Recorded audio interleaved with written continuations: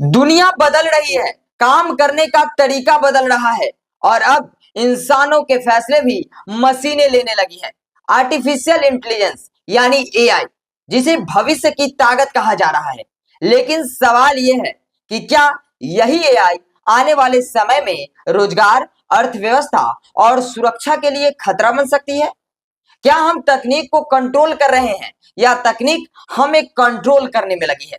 देखिए हमारी ये विशेष रिपोर्ट। एआई अब सिर्फ फिल्मों की कल्पना नहीं रही। रेलवे टिकट बुकिंग से लेकर ऑनलाइन शॉपिंग तक, अस्पताल में बीमारी की पहचान से लेकर बैंक में लोन अप्रूवल तक हर जगह एआई फैसले ले रही है।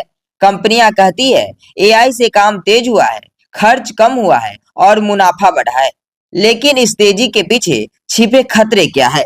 एआई के कारण सबसे ज्यादा असर रोजगार पर पड़ रहा है। कॉल सेंटर में चैटबॉट, फैक्ट्री में रोबोट, ऑफिस में ऑटोमेटेड सॉफ्टवेयर धीरे धीरे इंसानों की जगह मशीनें ले रही है। विशेषज्ञ मानते हैं कि आने वाले 5-10 वर्षों में पारंपरिक नौकरियां खत्म हो सकती है। हालांकि नई नौकरियां भी बनेगी, लेकिन सवाल है कि क्या हमारे युवा नई स्किल्स के लिए तैयार है?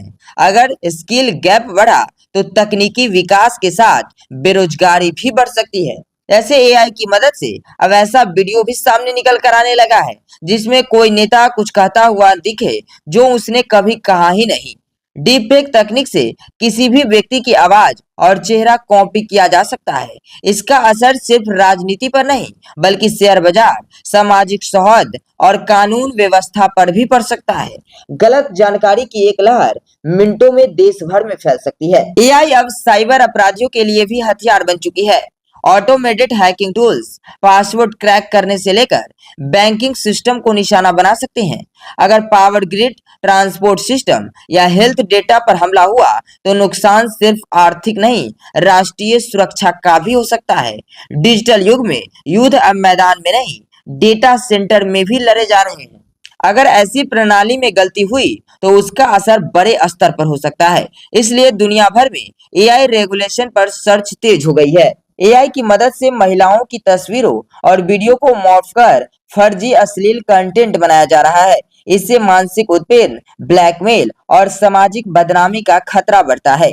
एआई बॉट्स के जरिए ट्रोलिंग, गाली गलौज और धमकी भरे मैसेज बड़ी संख्या में फैलाए जा रहे हैं।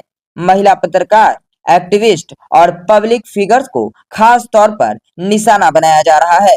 विशेषज्ञों का कहना है कि एआई दुश्मन नहीं है, जरूरत है मजबूत कानून, डेटा सुरक्षा नीति, एथिकल गाइडलाइंस और युवाओं को नई तकनीकी स्किल्स देने की। अगर सही दिशा में इस्तेमाल हुआ तो एआई भारत को डिजिटल महाशक्ति बना सकती है, लेकिन लापरवाही हुई तो यही तकनीक चुनौती बन सकती है। एआई एक अवसर भी है और एक चेतावनी भी। ये देश की अर्थव्यवस्था को नई रफ्तार दे सकती है या असंतुलन पैदा कर सकती है।